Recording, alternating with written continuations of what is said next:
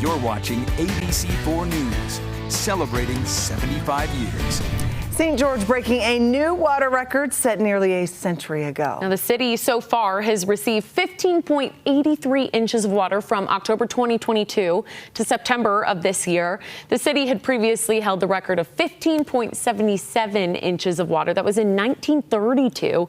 They say the wet year has really brought the area out of a pretty significant drought. All right, for more on all this moisture we've received and is more to come, let's head over to Chief Meteorologist Alana Brophy. Hi, friends. Huge record.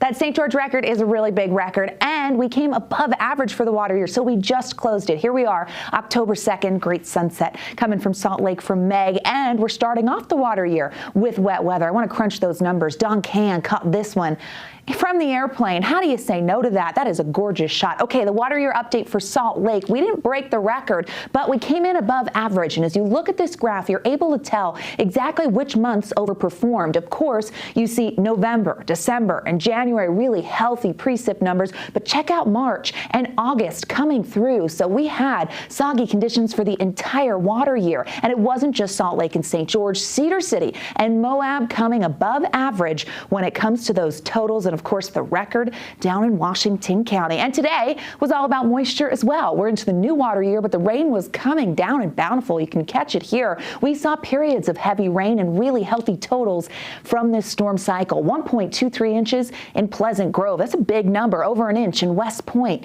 East Mill Creek, and Daybreak picking up more than an inch. Garden City at 0.8. So the wet weather in the valleys, that rain coming down, and it was heavy. This is a slow moving upper level low that's now pushing moisture through. 0.8 in Park City, Fillmore at 0.4, Manti and Salt Lake International, all in that arena.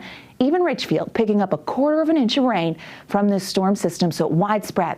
Speaking of widespread, that's what we were seeing with the snow. This is Brighton. Chris Williams catching this amazing drone video, and you can see that fresh snow on the mountains. It's really early October, and here we are talking about snow in the high country. Love to see that. Now, the snow levels, due to colder air heading into tonight, will drop from 8,500 feet down to 8,000. They will rise by tomorrow afternoon as the storm exits, and we will see them rebound completely as we make it towards the middle of the week. They have just pulled that winter weather advisory. Was in effect until midnight, but because activity has dwindled over the Uintas, it has since expired. As you look at the water vapor map here, you actually see that slow-moving upper-level low that's kind of just taking its time moving through the Beehive State. It's got wraparound moisture potential as we head into tomorrow because of its counterclockwise flow. Temperatures, it's cool out there. 51 degrees right now in Salt Lake, 40s in Logan, 40s in Provo, and we've actually been sitting there throughout the evening. Rain knocking down temperatures, cloud cover keeping us there, 61 in St. George. Now, as we get through tonight, the chance of showers does hold on, and Tuesday will be unsettled for some of us. Let's put the futurecast into motion, and you see quiet conditions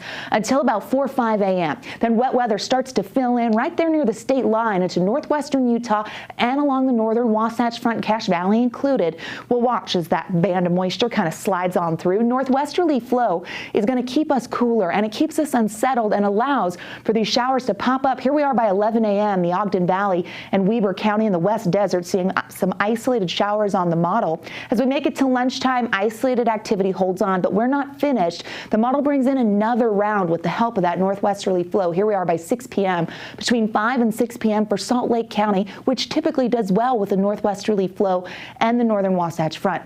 So active conditions are not finished. As we look at the futurecast model for the high country, above 8,000 feet, we do see that snow, really healthy amounts over towards the western Uintas. That's where that advisory was in effect, but the Wasatch going to pick up some snow overnight with some lingering showers holding on.